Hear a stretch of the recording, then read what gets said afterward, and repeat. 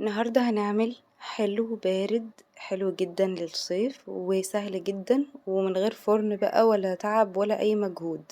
تعالوا بقى نشوف الطريقة. هنحتاج نعمل كريم شانتيه، فهضيف ربع كوباية من اللبن ومعاها معلقتين من السكر، هضربهم لغاية ما السكر يدوب، وهضيف نص كوباية من الكريم شانتيه الخام، هضربهم مع بعض كويس جدا لغاية ما تبقى كريمة. هضيف تلت كوباية من الباستري كريم، وده اختياري بيختلف من نوع كريمة لكريمة، فممكن نضيف لبن بالتدريج لغاية ما نوصل للقوام اللي احنا عاوزينه. عندي بقى اي صينية او بايركس، وعندي بسكويت سادة اي نوع، وعصير اي نوع. انا استخدمت عصير التفاح ويكون ساقع. هبدأ اغمس البسكويت في العصير، وطبعا ممكن لو مش عاوزين عصير ممكن يبقى لبن.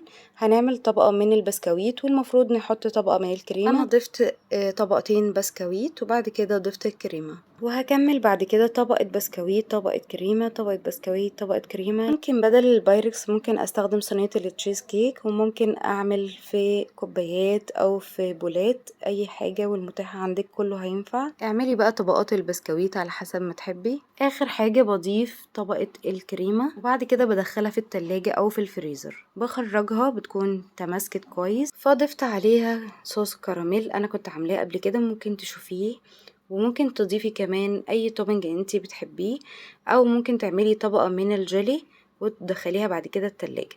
انا كان عندي لسه متبقي كريمة، فعملت بقى خطوط عشوائية لا نهائية بالشكل ده كده، وعملت شكل كده ودخلتها في التلاجة تاني. ممكن تدخليها الفريزر على طول، بتخرج بتبقى جميلة جدا وبجد علشان ساقعة والمكونات بتاعتها خفيفة جدا كده فاتاكلت بسرعة.